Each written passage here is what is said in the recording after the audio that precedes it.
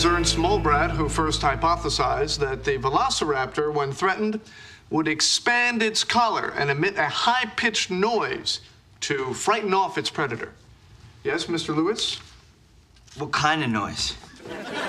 Just a high-pitched, intimidating noise.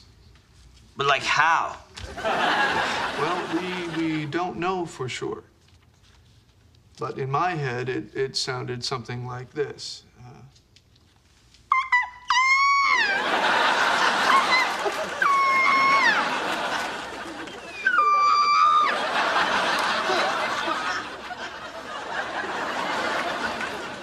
Of course, this is just conjecture. Okay, that's all for today.